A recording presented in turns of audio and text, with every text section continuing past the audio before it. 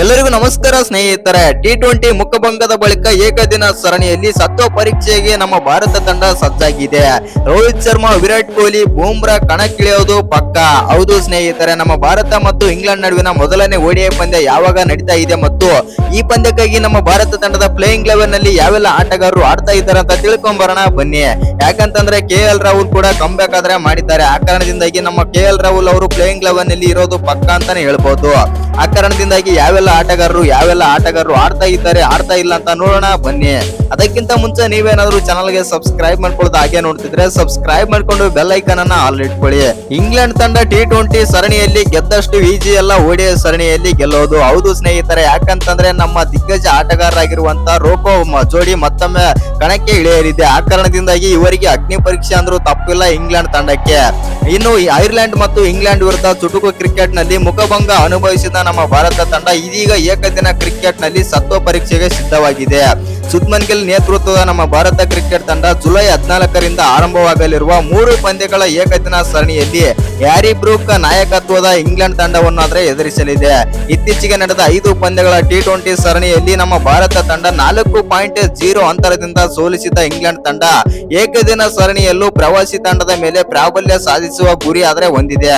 ಆದರೆ ಇಬ್ಬರು ಅನುಭವಿ ದಿಗ್ಗಜ ಬ್ಯಾಟರ್ಗಳಾದ ರೋಹಿತ್ ಶರ್ಮಾ ಮತ್ತು ವಿರಾಟ್ ಕೊಹ್ಲಿ ಅವರು ಭಾರತ ತಂಡದಲ್ಲಿ ಇರುವುದರಿಂದ ಇಂಗ್ಲಿಷರಿಗೆ ಭಾರತ ತಂಡವನ್ನು ಕಟ್ಟಿ ಹಾಕುವುದು ಸುಲಭದ ಮಾತಲ್ಲ. ಜೊತೆಗೆ ವಿಶ್ವದ ನಂಬರ್ 1 ವೇಗಿ ಬೌಲರ್ ಆಗಿರುವಂತಹ ಬೂಮ್ರಾ ಅವರು ಭಾರತದ ತಂಡವನ್ನು ಸೇರಿಕೊಂಡಿರುವುದರಿಂದ ತಂಡದ ಬೌಲಿಂಗ್ ವಿಭಾಗಕ್ಕೆ ಆನೆ ಬಲ ಬಂದಂತಾಗಿದೆ. 3 ಪಂದ್ಯಗಳ ಈ ಸರಣಿಯಲ್ಲಿ ಶುಭ್ಮನ್ ಗಿಲ್ ಅವರು ಭಾರತ ತಂಡವನ್ನು ಮುನ್ನಡೆಸಲಿದ್ದಾರೆ. ಇವರಿಗೆ ಶ್ರೇಯಸ್ ಅಯ್ಯರ್ ಅವರು ಉಪನಾಯಕನಾಗಿ ಸಾಥ್ ನೀಡಲಿದ್ದಾರೆ.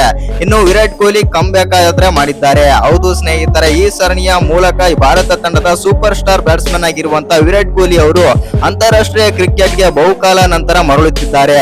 ಜನವರಿ 2026ರ ಬಳಿಕ ಅವರು ಯಾವುದೇ ಅಂತಾರಾಷ್ಟ್ರೀಯ ಪಂದ್ಯವನ್ನು ಆಡಿರಲಿಲ್ಲ. ಜೂನ್ ನಲ್ಲಿ ನಡೆದ ಅಫ್ಘಾನಿಸ್ತಾನ ವಿರುದ್ಧದ ಏಕದಿನ ಸರಣಿಗೆ ವಿರಾಟ್ ಕೊಹ್ಲಿ ಆಯ್ಕೆಯಾಗಿದ್ದರು.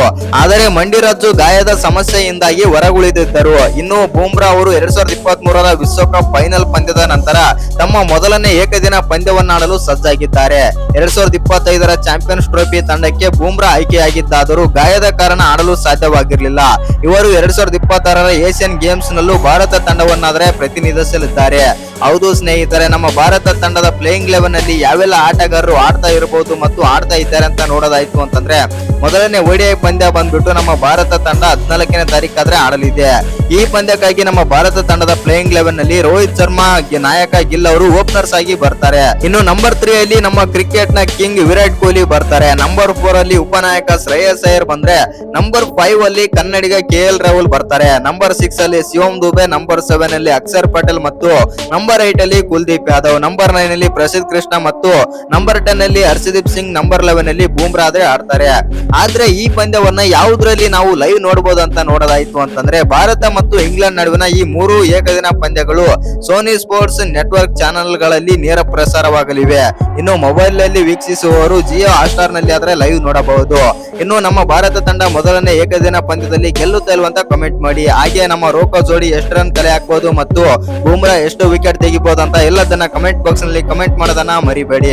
ಹಾಗೆ ಇನ್ನು ಯಾರು ಚಾನಲ್ ಗೆ ಸಬ್ಸ್ಕ್ರೈಬ್ ಮಾಡ್ಕೊಂಡಿಲ್ಲ, ಸಬ್ಸ್ಕ್ರೈಬ್ ಮಾಡ್ಕೊಂಡು ಬೆಲ್ ಐಕಾನ್ ಅನ್ನ ಆಲ್ ಇಟ್ಕೊಳ್ಳಿ. ಹಾಗೆ ಮರಿದೆ ವಿಡಿಯೋಗೊಂದು ಲೈಕ್ ಕೊಡೋದನ್ನ ಕೂಡ ಮರಿಬೇಡಿ.